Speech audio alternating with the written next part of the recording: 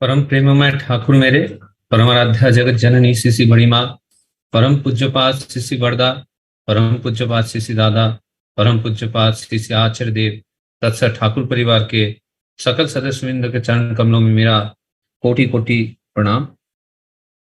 यहाँ पर उपस्थित ऋत्विक, सप्रति ऋत्विक, पांजाधरी कर्मी, गुरु भाई, माँ और मेरे छोटे छोटे भाई बहनों को मेरा हृदय भरा जय गुरु। आज फिर से दिल्ली वर्चुअल सत्संग में मैं जुड़ पाया हूं, इसके लिए मैं खुद को बहुत भाग्यवान समझता हूं और इसी के साथ साथ मैं सभी का धन्यवाद ज्ञापन करना चाहता हूं। और आज का जो विषय है बहुत ही सुंदर है। विषय है मतांतर, मनांतर और भावांतर। अगर देखा जाए तीनों एक अलग अलग आयाम है, बहुत बड़ा आयाम है।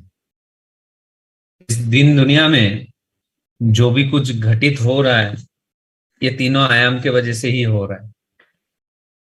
ठाकुर जी इन तीनों आयाम को कैसे हम कंट्रोल कर सकते हैं, कैसे हम उन बातों को समझ सकते हैं और इन तीनों के बीच में कैसे एक सुर ताल मिलाकर अपने जीवन को परिचालित कर सकते हैं, ताकि हमारे जीवन में, हमारे पारिपार्श्विक के जीवन में और इस दुनिया में सब कोई बहुत सुंदर और सुचारू रूप से चल सके। ठाकुर जी को एक बार एक सज्जन ने पूछ बैठे कि नाम जो है, नाम तो तन मन से परे है और वो आध्यात्मिक दुनिया का एक मामला है। जो हम नाम ध्यान करते हैं वो हमारे तन मन से परे हैं और ये नाम जो है आध्यात्मिक दुनिया का एक मामला है। ये सज्जन जो है ठाकुर जी से ये अपना भाव व्यक्त कर रहे हैं। तो ठाकुर जी कहते हैं कि जो आध्यात्मिकता है उसी से ये तन और मन की उत्पत्ति हुई है। यह आध्यात्मिक दुनिया से ही तन और मन की उत्पत्ति हुई है। और ये संसार में, ये पूरे संसार में, पूरे विश्व ब्रह्मांड में जो भी कुछ है, जो भी कुछ हमारे आंखों के सामने देख रहे हैं वो सारा इस आध्यात्म पर आधारित है, इसी आध्यात्म पर आधारित है। तो इसका मतलब यह है कि मेरे अंदर आध्यात्म जो है वो जितना गहरा रहेगा, मेरा मन, मेरा भाव, मेरा मत उतना ही सुसंगठित और सुसामंजस्य पूर्ण होगा। मेरा आध्यात्म बोध अगर कम है तो मेरे भाव, मेरे मत और मेरे मन, इन तीनों के बीच में बहुत अंतर रहता है। तो ठाकुर जी आगे और भी कहते हैं कि मन के विभिन्न स्तर होते हैं। 3 स्तर होते हैं मन के। तो ये 3 स्तर क्या है? तो ठाकुर जी कहते हैं पिंडी मन, ब्रह्मांडी मन और निर्मल चैतन्य राज्य मन। तीन किस्म के मन होते हैं, पिंडी मन, ब्रह्मांडी मन और निर्मल चैतन्य राज्य मन। और ये तीनों मन का जो स्तर है वो हमारे आध्यात्म बोध पर आधारित होता है। तो अब जानने की इच्छा हुई पिंडी मन क्या है, ब्रह्मांडी मन क्या है और निर्मल चैतन्य राज्य मन क्या है। तो ठाकुर जी बोलते हैं कि पिंडी मन एक संकीर्ण दुनिया में रहता है, छोटी सी एक दुनिया में रहता है। उसका जो परिधि है बहुत सीमित है पिंडी मन वाले मनुष्य का। और जो ब्रह्मांडी मन है वो सभी के हित में स्वार्थी है, सभी के हित में, सबका हित चाहता है। ब्रह्मांडी मन जो है उनका सार्वभौमिक हित है। मतलब जो ब्रह्मांडी मन को लेकर चलता है तो वो सार्वभौमिक हित के लिए सोचता है और उसी में उसका चाहत भी रहता है। मनुष्य का भला हो, दूसरे का अच्छा हो, ये सारी बातों को लेकर वो सोचता है और उसी हिसाब से वो चाहता और चलता भी। और उसकी इच्छा हमेशा ये रहती है कि वो दूसरों के कल्याण के लिए कुछ ना कुछ करते रहें। और सबसे ऊपर जो स्तर है मन का, वो होता है निर्मल चैतन्य की अवस्था। निर्मल चैतन्य की अवस्था में जो मन रहता है, तो इस स्तर में जो मन होता है वो बहुत प्रसिद्ध हो जाता है। क्यों प्रसिद्ध होता है? उसका कारण ये है कि इस तरह के जो मन का स्तर वाले इंसान होते हैं, पुरुष होते हैं, उनकी अपनी कोई इच्छा नहीं होती, उनके अपनी कोई चाहत नहीं होती, कोई इच्छा नहीं होती है। वो इस तरह से चलता है कि जैसे एक आदर्श के तरफ देखकर उनके इशारा को, उनके दिशा निर्देश को पालन करते हुए वो चलता है। उनकी उनकी खुद की कोई इच्छा नहीं रहती। और इस मन के अधिकारी जो इंसान होते हैं, वो आसानी से सब कुछ को त्याग भी सकता है और सब कुछ को पकड़ के भी रख सकता है, जैसे उनको दिशा निर्देश मिलता है। अब हमें हमारे अंदर टटोल के ये देखना है कि ये तीनों मन के स्तर में से कौन से मन के स्तर में मैं हूं। कि मैं पिंडी मन के अधिकारी हूं, कि ब्रह्मांडी मन के अधिकारी हूं, कि निर्मल चैतन्य राज्य मन के अधिकारी हूं। अब देखेंगे दुनिया में तो ज्यादा से ज्यादा जो परसेंटेज ऑफ पीपल जो है वो पिंडी मन के अधिकारी होते हैं। उनकी दुनिया सीमित होती है। भाई बहन, माता पिता, बीवी बच्चा, पति, घर परिवार, कर्म, इसी के बीच में वो इंसान रहता है। उसे पिंडी मन का अधिकारी कहा जाता है। अब देखिए, बोलते ना कि मन जो है वो मेरे भाव पे डिपेंड करता है। अब ये भाव आता कहां से है? जब हम कुछ देखते हैं, सुनते हैं, कुछ पढ़ते हैं, कोई चीजों की अनुभूति होती है इंद्रिय द्वारा, तब हमारे भाव में परिवर्तन आता है। उदाहरण स्वरूप मान लीजिए सुबह उठकर मैं घर से बाहर निकल रहा हूं, घर से बाहर निकलते देखता हूं कि अच्छा सा फूलों का गुलदस्ता घर के सामने किसी ने रख के गया है। उन सुंदर फूलों को देखते ही मन का भाव बहुत सुंदर हो उठता है और वही भाव मेरे मन को पूरा दिन परिचालित करता है। लेकिन उसी जगह पे अगर घर से निकलते निकलते कोई मुझे दो कटु बात कह दिया, मेरे से दुर्व्यवहार किया, भाव बिगड़ जाता है। और भाव जैसे बिगड़ जाता है तो मन भी बिगड़ जाता है। तो ये तीनों जो है, मतांतर, मनांतर और भावांतर, तो हमारे भाव जो है वो हमेशा जैसे ईसीजी का ग्राफ होता है, ऊपर नीचे ऊपर नीचे, दिन भर हमारा भाव जो है वो ऊपर नीचे होते रहता है। और ये भावांतर होने के पीछे कुछ मूल कारण होती है। एक, मेरा आस पड़ोस, मेरा खान पान, मेरा कर्म स्थल, मैं किस किस्म के इंसान से मिल रहा हूं, इन सारी बातों की वजह से मेरा भावांतर होता है। तो ये भावांतर अगर ज्यादा होता है तो ये बहुत खतरनाक भी हो सकता है। कारण क्या है? मेरा भाव अगर चेंज होते रह रहा है कंटिन्यूअसली, भाव में अगर अंतर हो रहा है कंटिन्यूअसली, तो मैं स्थिर बुद्धि नहीं बन सकता हूं। और स्थिर बुद्धि इंसान अगर नहीं है तो उसके द्वारा कोई अच्छा काम सुगठित नहीं हो सकता है। एक बार राज्य में बहुत बड़ा भोज लगता है, तो सबको को बुलाया जाता है, बहुत अच्छा पकवान बनाया जाता है, सबको को बैठा के खिलाया जाता है। अब एक भिखारी आता है छुपते छुपाते और खाने के आसन में बैठ जाता है। तो उसको भी सारा चीज परोसा जाता है। तो ये क्या करता है, सब एक जगह पे लाके सब एक दूसरे के साथ मिलाकर खाने लगता है। तो जो खाना परोसता है बोलता है, अरे इतना अच्छा व्यंजन बना है, हर किसी का स्वाद अलग अलग है, तुम सबको एक साथ मिलाकर तुम खा रहे हो, तुम राजा का ये जो पकवान है इसका तुमने ये क्या अपमान किया, उठो तुम। तो उसको पकड़ के लेके जाता है राजा के पास।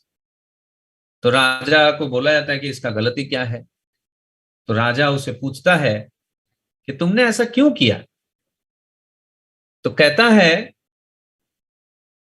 कि राजा, मैं तो भिखारी हूं, मेरा तो कोई संगी है ना साथी है, बस एक ऊपर वाला है जिसके ध्यान में मैं मग्न रहता हूं।